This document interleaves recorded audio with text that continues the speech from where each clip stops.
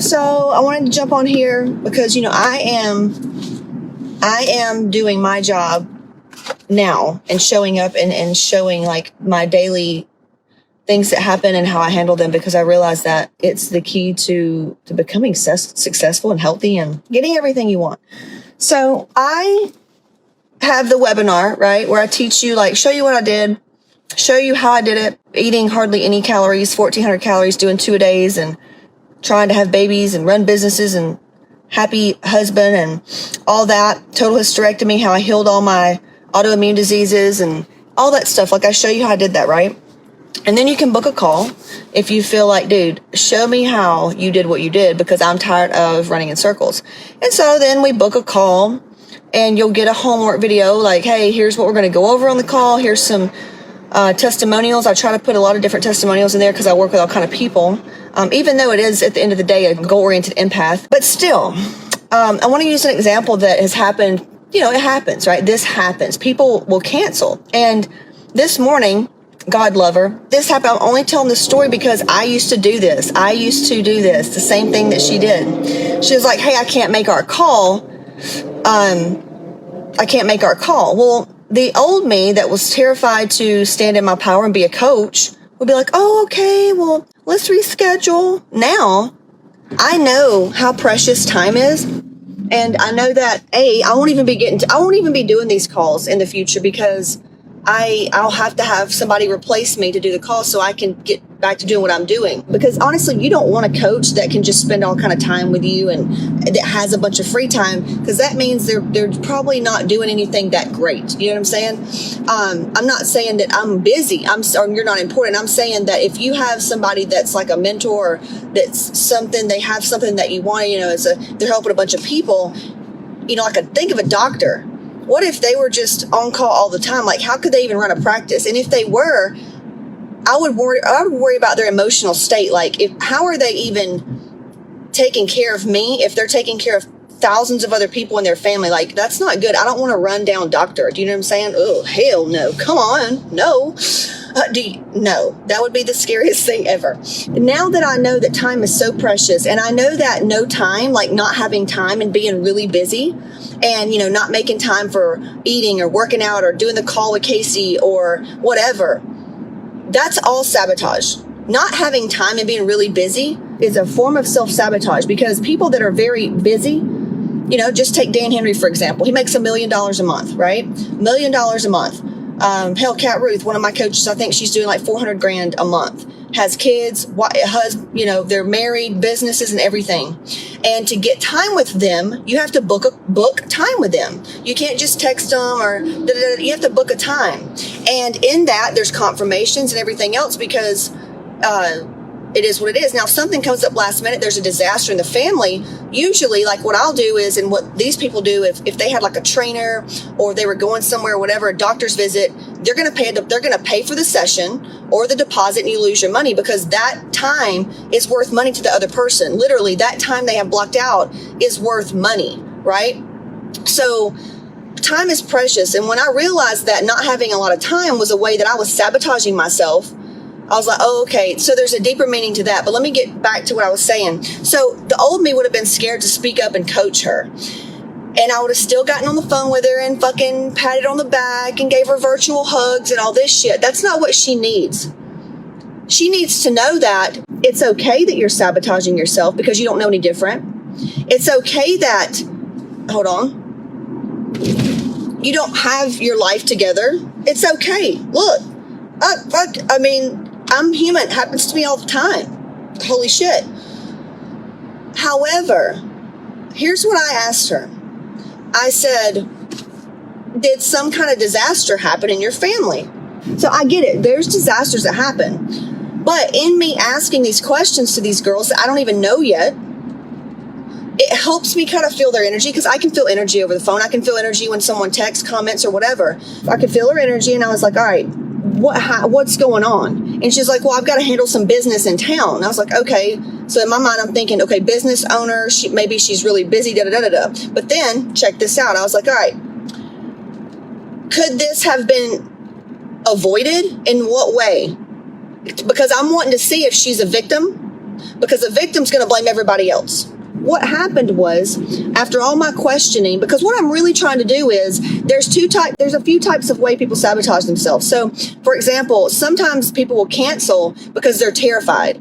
And I'll ask them, do things like this always happen when you start to do something good for yourself? Like, holy shit, I finally got on a diet, or I finally got with this coach, or started this program, or whatever, and then everything blew up, or this happened, that's just my luck. And if they say, yeah, I'm like, okay, that shows me they have a deep unworthiness issue, and they believe that anytime something good happens, there's always something bad's going to happen. They believe they can't have it all. They're just a worthiness issue. I'm like queen of other shoe dropping. That's why I have a whole entire course called Resilient as Fuck on CaseyShip.com/shop. Like I was the queen of other shoe dropping. Like, of course I'm going to have the shit end of the stick and just come up last and take 2 steps forward and take 3 steps back. Like, that was me. So I'll ask them that to see if that's the energy. Or is it that you're really just scared, right? And looking for any way out because you're really just scared to talk to me, maybe fucking up. They're scared of looking stupid. They're scared they're intimidated. They're scared that they're going to suck, or I'm going to think they're shitty. Or maybe they think that, oh my God, it's going to cost a lot of money and I don't have a lot of money and I'm going to die and I'm going to go homeless. And, they start freaking out. So then they tell me if they're scared and they tell me why. I'm like, okay, well, go watch this video. I will find some kind of old training that I did for like a mastermind. I will find something that helps them ease their money fears, whatever. Like, I just need them to be open and honest about what they're truly scared about. Or the questioning will set her off immediately and she'll be like, you know what, just cancel. This isn't a fit. Then I'm like, okay, dodged a bullet there. Thank you, Jesus. So then that kind of lets me know she's not even coachable, not ready to take responsibility, and feels offended. I can't work with somebody like that. Then lastly, this was her situation.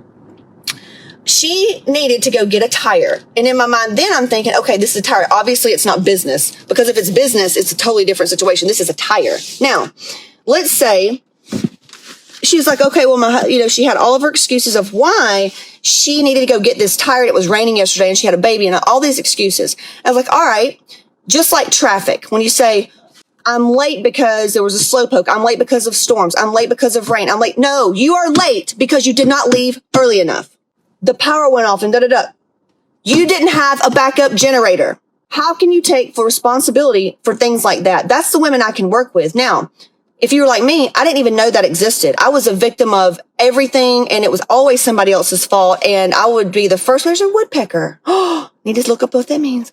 I would always be the first to blame someone else and raise hell and get really angry, because that felt a lot better than saying, no, Casey, here's what's really going on. But the part in me that says, hey, I really want to feel better and look better, and like, I want to get rich, and I want to be happy, and I want this, and that. And if somebody would have said, Casey, if you want all those things, are you willing to look at this differently and see that this could be done here and this could be done here, and then you'll get what you want? I'd have been like, fuck yes, sign me up. So she ended up saying that it was a tire. She had to go get her spare tire. And I was like, okay, wait a minute. How are you going to drive to the spare tire? So that means, like, how are you going to get so you're putting off yourself.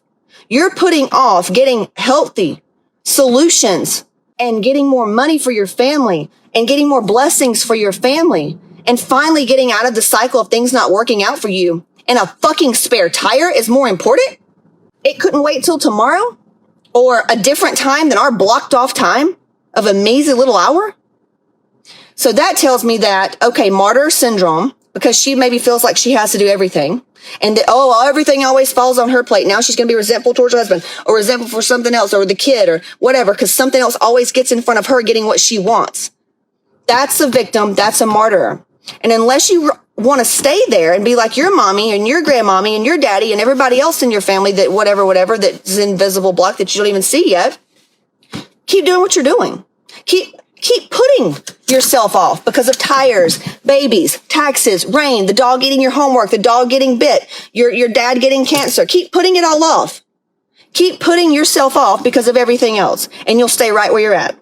And I'll tell you, like, I am getting to the point where I'm realizing that the quicker I nip this shit in the butt and teach and coach and tell you what you fucking need to hear versus what you want to hear, you're going to get results faster. And we're just going to be able to work a lot faster. So the people that are open to taking that type of coaching, we can fly, baby. We can fly. It's not always like this at all. at all. But I'm going to ask you certain questions. I'm going to ask all these hard questions because what I'm looking for is, are you willing to take full responsibility and see things differently and push through this discomfort of fear and feeling like everything else and no, stop. Hold your fucking appointments. Stop bailing out on yourself. Stop abandoning yourself when things just go a little bit off because your ass wants to control every little thing and deep down stay in your cycle because things just don't work out for you and that's your story and that feels better because that feels normal. So you have to be so fed the fuck up that you're texting me going, can I talk to you any earlier? Do you have any openings for any earlier times? Can your people talk to me any sooner, Casey? Because I'm fucking miserable. When can I get answers? That's the energy that you have to have. And you sit there and some of them will be like in denial. Well, things aren't that bad. Well, then yeah, fucking, if they're not that bad, go to, who's somebody that feels good and just going to like jerk you off every day. And then you'll be right back in the same place. You know, go pay somebody else for that shit. Right? This is deep soul work and you will get results. You will get fucking results. We'll get your hormones right. We're going to get you stop wasting all your fucking time in the gym and all your fucking time, like not knowing how to eat and all this stuff and being miserable. You're going to be happier. Dude, you're going to have more confidence. You're going to have so much confidence. You're unshakable. Can you imagine how much you can get done when you are confident and unshakable and who the fuck you really are? No second guessing yourself. That's going to save time. Right? So I said, look, girl, look, Hotmomz is not a fit. Not right now. Go get my time management course. I want you to go through it. Maybe let's do a review in a month and see kind of what happened after you did the course. I can give you some pointers. Let's see what happens after you go through the course.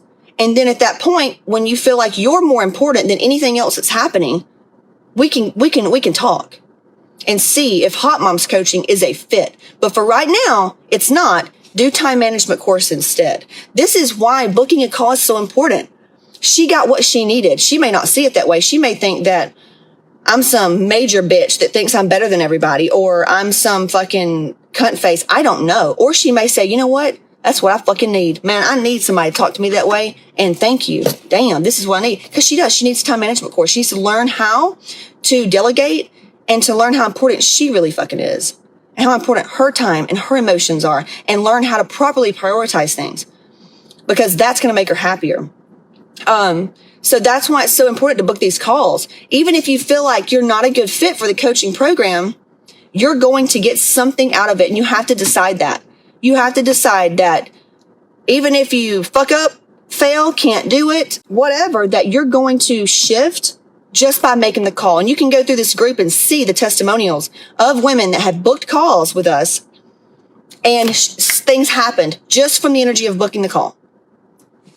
So I don't know if it's going to work for you. All I know is it has worked for everybody else that has been courageous enough to get a little bit uncomfortable and put their trust in us. Because if you just keep putting your trust in you making it happen, you're just going to stay in the same situation. I am here to help you safely get to the other side, right? I am here to give you that safety net and the bridge to get there. Otherwise, you're just standing over there alone, waving your hands, help, help, help. So you have to trust for the first time, yes, somebody actually wants to help you. No strings attached, right? I want testimonials. I like helping people. Genuinely, I love helping people. And that it's actually about you. It's actually about you for the first time. And if that makes you uncomfortable, with lean into that shit, baby. Lean into that shit. Lean into all that shit that feels fucking scary and foreign and all that shit. Why waste one more day feeling not like you want to feel? It's bullshit. You are the only one that can feel different by taking action, booking the motherfucking call, asking for motherfucking help, doing the motherfucking work. Okay. Let's add in one more motherfucking. Okay. So I'm going to leave the link here. And honestly, anybody that'll tell you, I'll get on my little soapboxes like this. When you see me like on the other side of the thing, man, I'll be crying and shit. I'll be crying. We'll be hugging and stuff. I'm really a softie. Really a softie. So there's that. But sometimes, y'all, man, goddamn it, I got to tell y'all what's up, because I need to be told what's up, because I could have had results 10 fucking years ago if my coaches talked to me like this. And I did. I had one, Danny Johnson. Dear God, that lady, she lit me on fire. She lit my ass up. Going to her events, man. That's, oh my God. she just would reach in my soul, and I'd be like, yes. I needed a coach like that. All these other ones that are like, feel good. And oh, honey, it's just, you feel like this. And how do you want it to be? Or how do you do this? Well, you just feel like you did it. No shit. Telling me how I feel. How the fuck do I get out of it? Jesus. So I just need that direct guidance sometimes. I need tender love and care, and I need that Amanda Francis vibe sometimes, where it's very that gentle. I can do it, that motherly, like, hey, look, this is why you're feeling this way, and here's what this feels good, and you're worthy of this. Like, I need that too. It's yin and yang. You need feminine and masculine energy. When you put them together, like, you are so powerful beyond belief. Holy shit. All right. Talk to you soon. CaseyShip.com/book a call. We don't have a lot of slots open. That's why you're going to see like 7 days booked out, but just book a call. Text us. We're going to text you. Thanks for being patient, and be in the group, piddle around, ask questions. We're here to help. Talk to you soon.